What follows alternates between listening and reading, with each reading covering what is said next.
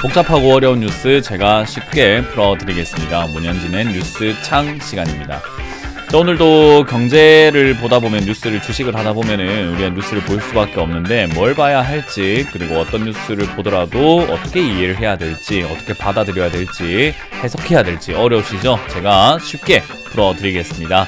10분만 투자하신다면은 여러분들도 뉴스 여러분 충분히 이해하실 수 있고 시장 돌아가는 거 깨달으실 수가 있을 것 같네요. 도움이 되신다면은 좋아요와 구독 그리고 알람 설정까지 반드시 부탁드리면서 바로 출발해 보도록 할게요.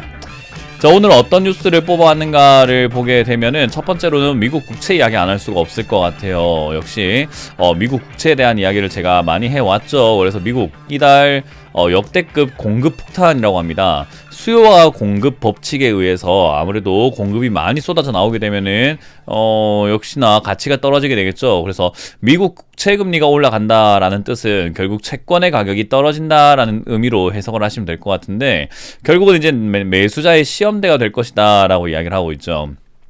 지금 요즘 최근에 증시가 올라가지도 못하고 내려가지도 못하고 요동치는 이유가 무엇인가라고 본다면, 그 이유를 하나를 꼽아라 한다면은 바로 이 국채 시장입니다. 그래서 이 국채 가격이 지금 계속 이렇게 떨어지고 있다라는 거, 국채 금리가 계속 올라가고 있다라는 현상은요, 주식을 하는 사람이라고 한다면 약간 큰 숲을 볼 때 제일 필요한 덕목이 될 수 있으니까 이거 포인트 좀 잡아야 되지 않을까. 그래서 지금은 국채에 대한 관심을 좀 가져보자라는 이야기를 해보고 싶고요.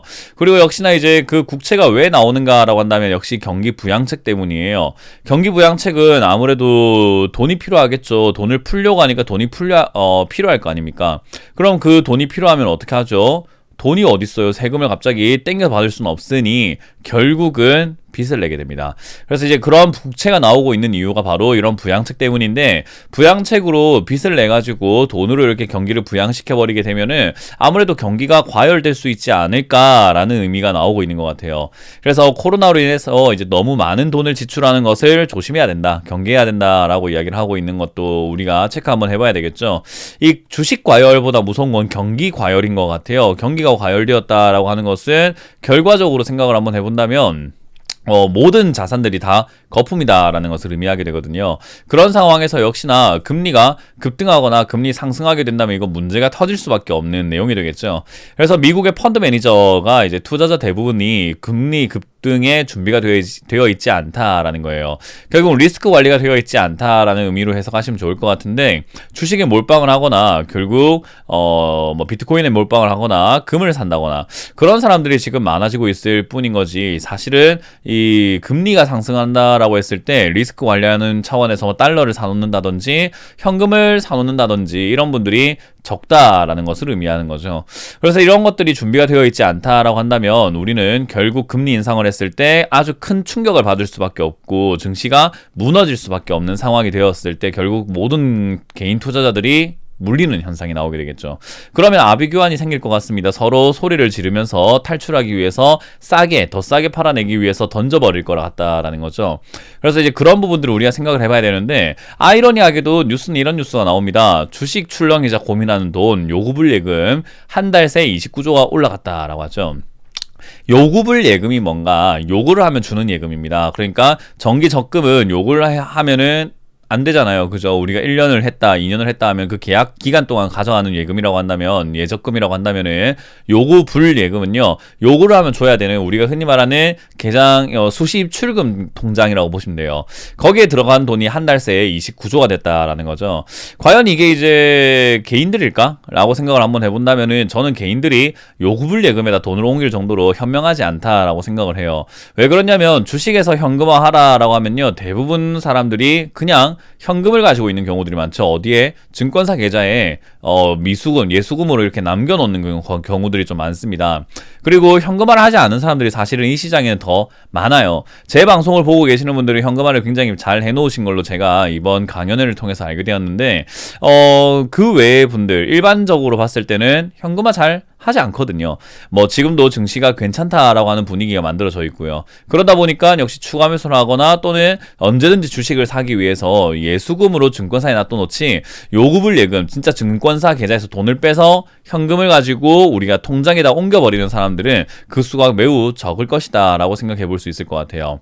그래서 이 돈은 제 생각에는 우리가 흔히 말하는 스마트머니다, 큰 손들의 돈이다 라고 한번 생각을 해볼 수 있기 때문에 저는 이런 것들도 한번 관심을 가지고 지금 사람들의 흐름이 전부 다 주식으로 몰려 들어갈 때 주식을 하셨다면은 요구불 예금이 늘어난다라는 거, 정기적금 수십 출금 통장에 돈이 늘어난다는 것은 결국 돈이 그쪽으로 가고 있으니까 나도 서서히 움직여야 되지 않을까라고 생각을 하시는 것이 좋을 것 같습니다. 저는 계속 달러 사라라는 이야기를 많이 하고 있죠. 달러를 사놓게 된다면은 지금 달러 가치가 굉장히 싸기 때문에 시간이 지났을 때 달러 가치가 올라갈 수밖에 없다. 그러니 지금 제일 쌀 때 사놓는 것이 투자로서는 맞지 않겠느냐라는 계속 조언을 드리고 있잖아요. 그래서 그 점도 참고 한번 해보신다면 좋을 것 같네요.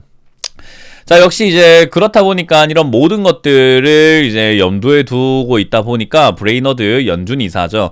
연준 이사가 국채시장 움직임을 면밀히 주의해야 되겠다. 경제 전망이 밝긴 하고 양적 완화 계속 할 것 같긴 한데 그래도 국채 수익률 급등이 지금 이렇게 올라오는 거는 조금은 예의주시해야 되지 않겠니? 불안한 건 아니야 라고 하면서 투자자들을 놀래지 마. 놀래면 안 돼. 놀라지 말고 지금 주식 더 하면 돼. 약간 불안하다는 거니까 전혀 걱정하지 마 라는 형태로 이야기를 하고 있어요. 아무래도 시장이 연준에서는 왜 지금 국채 수익률이 괜찮다라고 말할 수밖에 없냐면요. 아무래도 연준의 입장, 연준의 역할이 시장의 혼란을 방지하는 것도 하나의 역할이기 때문에 시장에 혼란이 오거나 오히려 공포가 조장이 되거나 연준 말 한마디 때문에 공포 분위기로 전환해서 증시가 휘청거리거나 경제가 갑자기 뭐 충격이 생기거나 이런 거는 원하지 않아요. 그러니까 증시가 폭락을 하거나 하락을 하는 것은 연준 때문이면 안 된다라는 거죠. 근데 연준에서 우리 지금 국채 수익률 굉장히 신경 쓰고 있어 라고 한다면은 그 말 한마디 때문에 증시가 폭락할 수도 있습니다. 그래서 그 책임을 면하고 싶기 때문에 아무래도 괜찮아 라고 이야기를 하고 있는 것 같고요. 지금 실제로 우리 말 다들 아시겠지만은 소비자 물가 굉장히 많이 올라가고 있는 거 아실 거예요. 그리고 역시나 우리 흔히 말하는 원자재 가격들 급등해 있다라는 거죠. 이건 당연히 물가 상승으로 이어질 수밖에 없고 물가 상승을 막기 위해서는 금리 인상을 할 수밖에 없습니다. 어찌 보면 당연한 수순인데도 불구하고 연준은 괜찮다 하고 있고 그리고 다른 전문가들도 그 말을 듣고 괜찮다라고 하는 사람들이 많이 나오고 있고요. 그걸 보고 많은 개인들이 괜찮을 거야 라고 생각하지만 당연한 걸 아닐 거야 라고 생각하는 게 조금 더 웃기지 않나 싶습니다. 지금 소비자 물가, 식량, 그리고 원자재 가격 전부 다 급등해 있는데 물가가 안 올라갈 거야.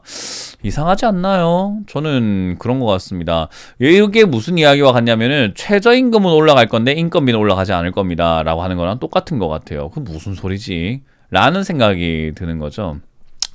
그래서 저는 이런 여러 가지 뉴스들을 우리가 체크 한번 해볼 때 지금 우리가 현명하게 대처하지 않으면 향후 몇 년 또는 몇십 년 동안 정말 고생할 수 있는 그런 어찌 보면은 기로에 서 있는 상황이 아닐까라고 생각이 듭니다. 이 기로는 단 하루의 기로가 아닐 거예요. 우리가 IMF라고 하는 것도 뭐 한순간에 온 것은 아니라 뭐 미리부터 이렇게 몇 년에 걸쳐서 온 거기 때문에 몇 년에 걸쳐서 선택의 시간이 있었음에도 불구하고 괜찮을 거야 낙관했던 사람들이 IMF의 충격을 받았듯이 2008년도 2007년도에서도 꺾일 거야 했던 사람들이 있었지만 계속 올라갔었어요. 그러다 보니까 에이 뭐 꺾이긴 뭘 꺾여 자꾸 가는 거지 대세 상승이야 라고 했던 사람들이 2008년에 크게 다쳤죠.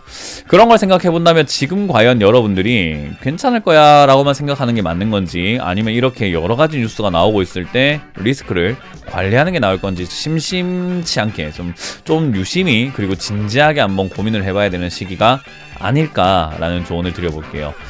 뭐 어쨌든 사람마다 생각은 다르고 판단은 다를 수밖에 없기 때문에 무조건 제 생각이 맞다라고 여러분들께 강요드리는 것은 아니나 저는 어찌됐든 시장에 있어가지고 여러분들보다 조금 더 많은 것들을 보고 있고 많은 것들을 생각해보고 있는 사람 중에 한 명으로서 이런 뉴스들을 보여드린 거니까 올바른 판단하셔가지고 여러분들도 좋은 전략 짜셔서 투자시장에서 성공하시길 바라겠습니다. 자, 이렇게 오늘 마쳐보도록 할게요. 지금까지 문현진 멘토의 뉴스창 시간이었습니다. 고맙습니다.